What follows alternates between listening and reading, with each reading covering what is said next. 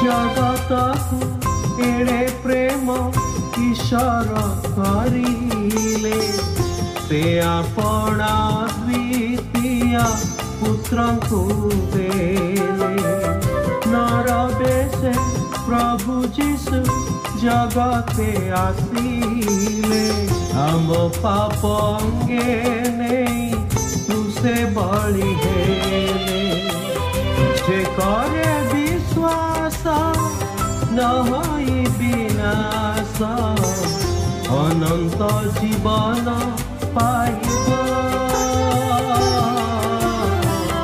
बंधु एक कथा विवेचना।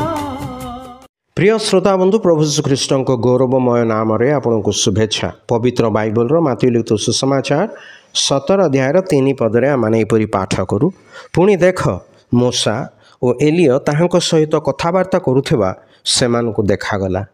प्रभु यीशु ख्रीष्ट जितेबाला पीतर जाकुब और जहन को एक उच्च पर्वत को नहीं रूपांतरण द्वारा अपना महिमा प्रकाश कले सेतेबेले मूसा और एलिय ताहांको सहित कथबार्ता करुवा से माने देखिले।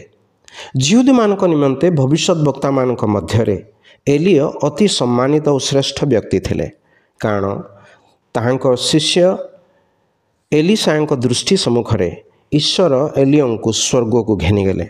तेणु से मृत्यु दर्शन कले नाही। सही एलियं को एई पर्वतरे प्रभु यीशु ख्रीष्टଙ୍କ सहित कथबार्ता करिबा शिष्य माने देखिले। एठारे एलिय सेमानकर प्रतिनिधित्व करती जो माने मंडली सहित ऊर्ध्व को नीत हेबे से माने मध्य मृत्यु दर्शन करिवे नाही। जेतेबेले प्रभु मंडली को नेबा निमंते मध्याकाश को आगमन करिवे सेतेबेले सेमाने रूपांतरित हेबे। सेमानकर मरणशील शरीर मृत्यु दर्शन न करी अमरता परिधान करिवो। एई लोक माने मनुष्य जाति निमंते क्रूसरे बलिकृत तृतीय दिन में पुनरुत्थित प्रभु यीशु ख्रीष्टଙ୍କ ठारे विश्वास स्थापन करती तांको निज जीवन में प्रभु और त्राणकर्ता रूपे ग्रहण करिसेंती। से माने प्रभुଙ୍କ सहित महिमारे प्रकाशित हेबे जेतेबेले से राज्य स्थापन करने को पृथ्वी रे अवतरण करिवे।